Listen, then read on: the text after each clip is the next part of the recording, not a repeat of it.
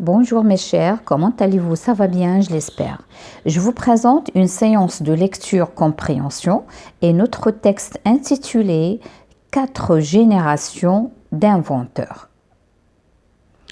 Avant de lire, quels sont les différents composants de cette page? Alors, cette question, ça veut dire le paratexte. Alors, c'est quoi le paratexte? Le paratexte, ce sont les éléments ou bien les composants de la page ou bien du texte. Tout d'abord, on a le titre, 4 générations d'inventeurs. Regardez le titre, il est bien écrit en rouge et en gras. Par la suite, on a une petite introduction appelée aussi chapeau.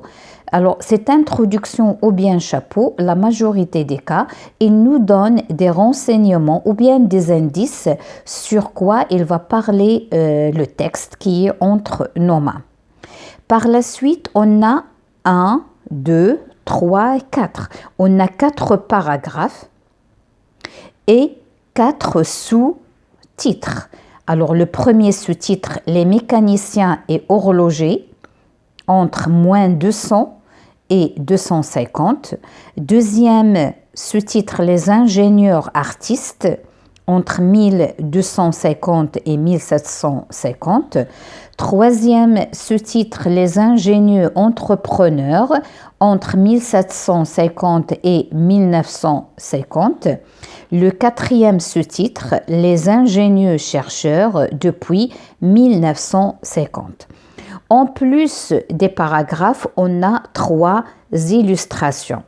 Cette première illustration, est-ce qu'il vous dit quelque chose? Alors, d'après les habits, on peut dire c'est un chercheur ou bien inventeur arabe.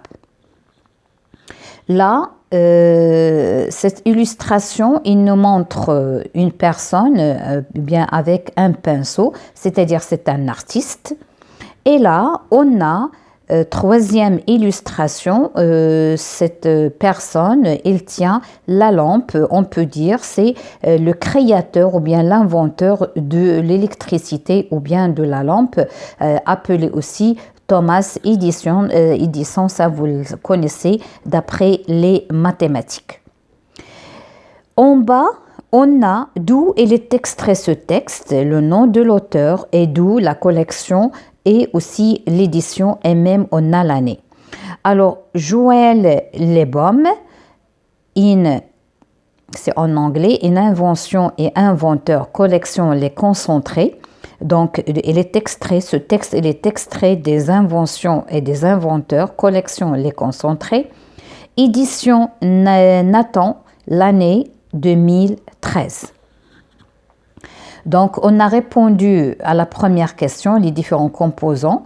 Deuxième question, quel genre et type de texte t'attends-tu à lire? Justifie ta réponse. Alors, puisque d'après le texte, il parle de 4 générations, en plus, on a des sous-titres et on a des années avec des personnages, c'est-à-dire sûrement ce texte, il va nous donner des informations sur ces personnages. Donc, on va dire que ce texte est un texte informatif.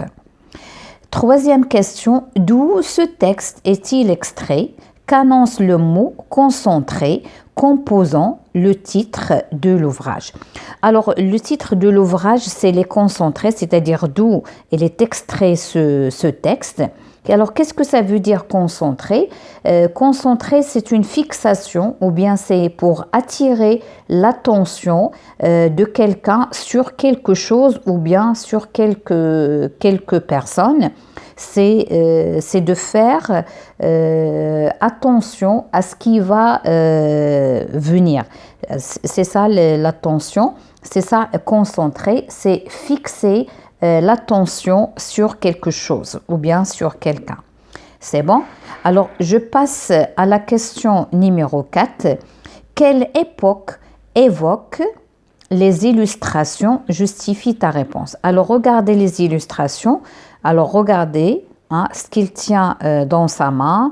Là aussi, regardez d'après les habits, d'après la tenue. Alors, il évoque les airs les premières ères avant Jésus-Christ et après Jésus-Christ, et d'après même les dates, c'est-à-dire première ère, deuxième ère, hein, les premiers siècles, d'accord?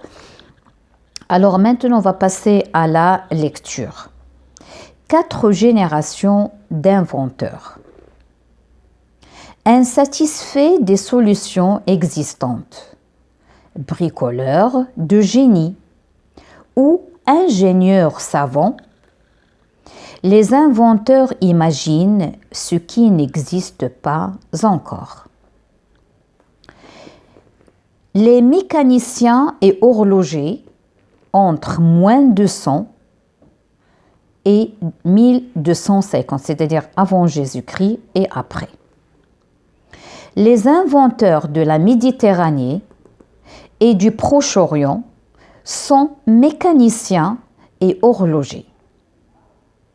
Ctésibios ou Héron d'Alexandrie perfectionne la clepsydre créée par les Égyptiens. Ils inventent fontaines, orgues et canaux à eau et créent des automatismes, comme l'ouverture automatique des portes d'un temple. Les Arabes poursuivent cette aventure avec Al-Jazari, spécialiste des pompes et horloges à eau. Alors, comme vous voyez, j'ai relié Al-Jazari à cette personne d'après les habits. Hein, il évoque l'ère des Arabes. Les ingénieurs artistes entre 1250 et 1750. Avec les invasions et les expéditions, les connaissances circulent entre Chine, Proche-Orient et Europe. Au temps des cathédrales, ces savoirs se perfectionnent et se diffusent bientôt grâce à l'imprimerie. Fort des connaissances mathématiques et de l'expérience pratique, les ingénieurs de la Renaissance dessinent et donnent vie à de nouvelles inventions. Francesco di Giorgio, Martini ou Léonard da Vinci sont les génies de cette époque.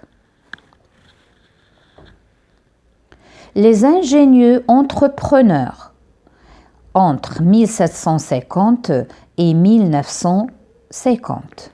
La machine à vapeur fait naître l'industrie.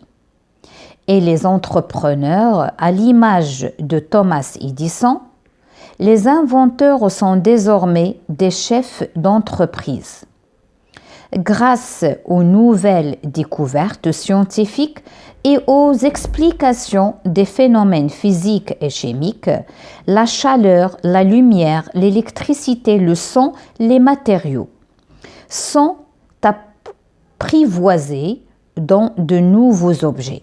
Le téléphone, la photographie, l'éclairage électrique, l'acier largement diffusé changent le monde. Les ingénieux chercheurs depuis 1950. La Seconde Guerre mondiale déclenche des inventions résolument nouvelles dans les domaines de la matière, de l'énergie et de l'information. Matière plastique, puis nanoparticules, réacteurs nucléaires, puis panneaux solaires, calculateurs électroniques, puis navettes spatiales. Les nouveaux inventeurs désormais des équipes réunies dans des bureaux d'études et des laboratoires conquièrent alors l'infiniment petit et l'infiniment grand.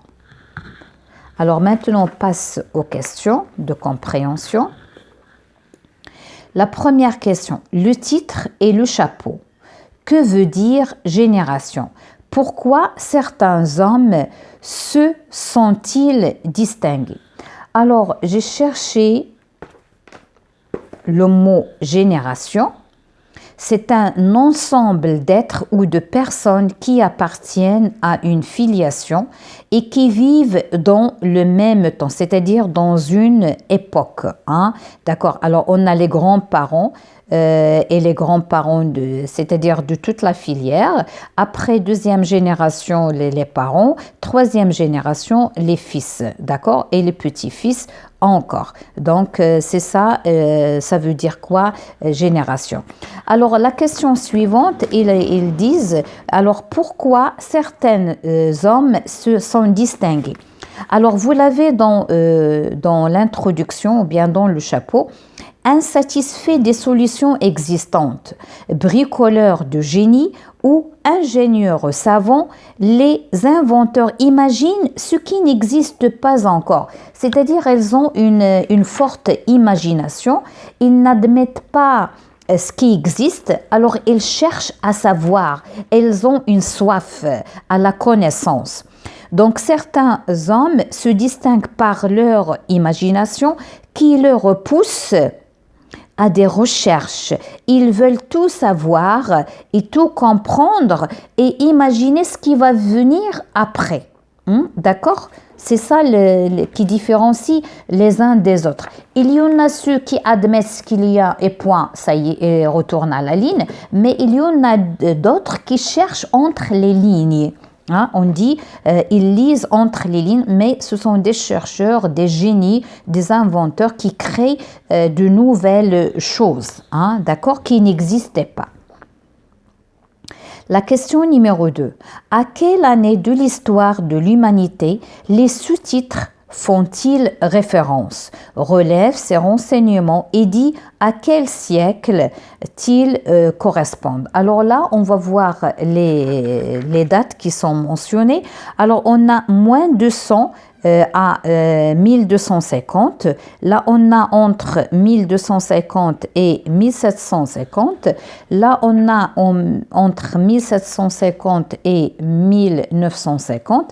Et là, au-delà de 1950 ou bien depuis 1950. Alors, c'est ça ce qu'on va écrire. Alors, ils ont dit à quel... la question, je reviens à la question parce que parfois je parle et j'oublie de quoi je vais parler. Donc, l'humanité, oui, les siècles, et quel relève ces renseignements, il dit à quel siècle correspondent et qu'est-ce qu'ils nous donnent comme information. Alors là, entre moins, ça c'est avant Jésus-Christ, moins 200 à 1250, c'est la civilisation égyptienne, la civilisation arabe, comme il est mentionné dans le premier paragraphe. Entre 1250 et 1750, c'est la diffusion des savoirs par l'invention et l'invention de l'imprimerie, la circulation des connaissances. Entre 1750 et 1950, nouvelles découvertes scientifiques et explications des phénomènes physiques et chimiques. Le monde commence à changer. Et dans le quatrième paragraphe, depuis 1950, de nouvelles inventions dans différents domaines, surtout la matière. Alors, ce que je viens de citer, elle est marquée. Je l'ai mis ici en couleur. Donc là, on a les inventeurs de la Méditerranée à cette époque, entre moins 200 et 1250. Alors, on a les Égyptiens et on a les Arabes. Là, on a... ici, c'est la diffusion de l'imprimerie, grâce à l'imprimerie, c'est la création de l'imprimerie. Donc là, fort des connaissances mathématiques, c'est une grande évolution.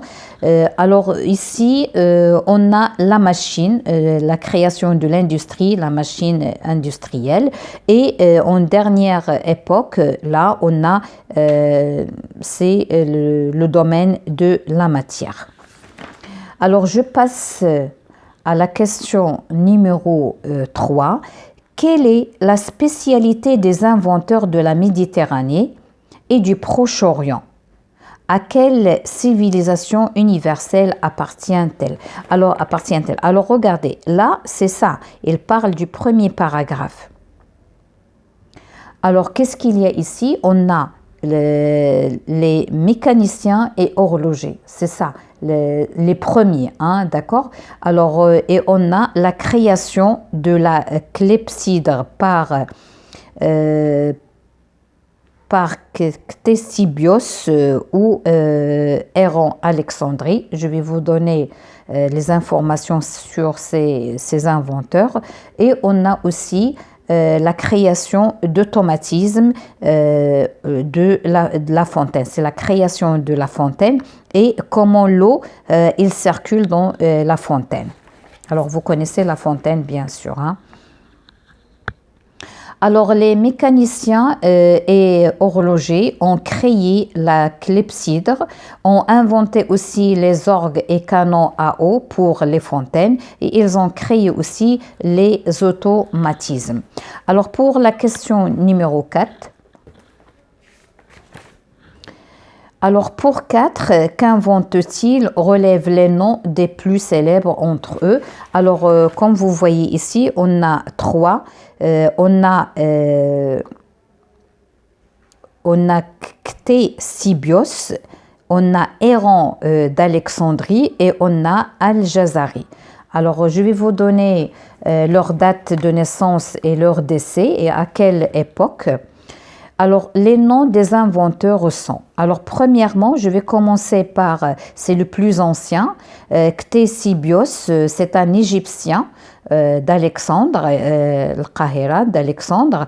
Alors, elle est née, regardez, en moins, ou bien on va dire, soit on va dire moins 285 ou bien 285 avant Jésus-Christ. Donc ça, c'est avant, hein, avant la création de l'écriture, etc. Et il est mort en 222 avant Jésus-Christ. Alors si vous voyez, si vous mettez l'axe, alors là, on va dire c'est la création d'écriture, ou bien Jésus-Christ, là. Alors là, c'est le plus ancien, c'est ça, moins 285, ça c'est les mathématiques qui vont comprendre ça, et là c'est moins 222. Donc elle a vécu, si on fait la soustraction, 285, je crois que c'est 60. On peut dire qu'elle a vécu 63 ans, hein. Elle a vécu elle est morte à l'âge de 63 ans. Par la suite, elle vient Héron d'Alexandrie. Alors lui, elle est née au 1er siècle. Elle est morte à l'âge de 70, hein, 70 ans.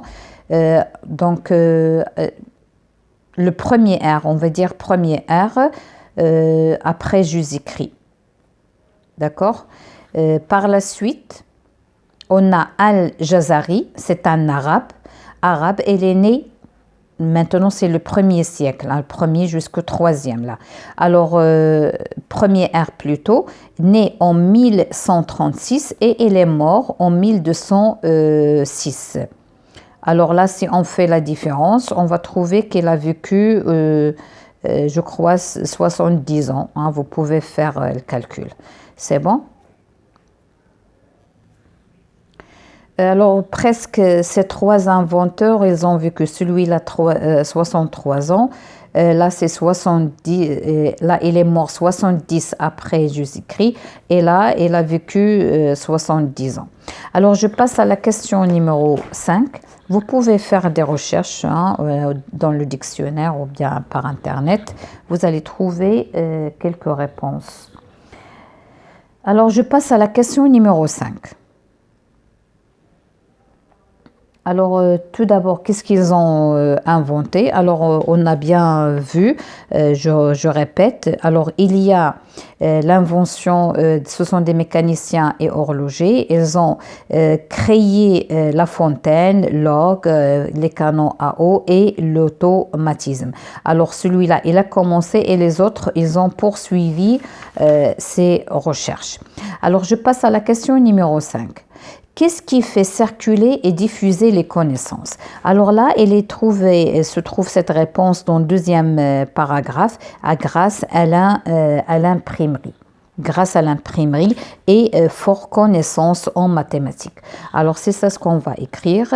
La diffusion et la circulation des connaissances étaient grâce aux invasions, les expéditions, l'imprimerie et les progrès des mathématiques. Alors c'est ça, vous allez trouver la réponse et sont dans le deuxième paragraphe. Donc avec les invasions, les expéditions, la circulation des connaissances, etc. Alors je passe à la question numéro 6. Qui sont les deux inventeurs les plus célèbres de la Renaissance? Alors, cette Renaissance, qui sont les deux célèbres, alors sont Francesco di Giorgio et Martini et bien sûr le peintre Léonard de Vinci.